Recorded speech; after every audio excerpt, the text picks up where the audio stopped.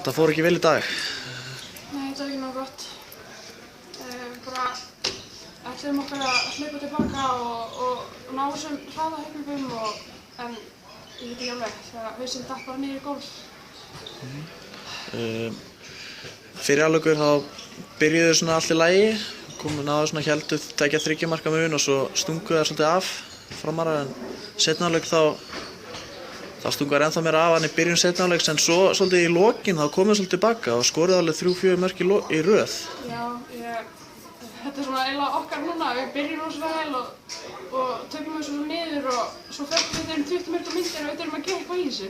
Við erum að halda gæðunum frekar jöfnum yfir leikinn en ekki missa svona niður alltaf. En maður verður víst bara að gleyma þessu og mæta bara brjálæður næsta leik. Það er næsti leikur á móti Aftureldingu? Já, laugardaginn. Stefndir í hann? Já, það er beinni innflutningur og svona. Flott, takk.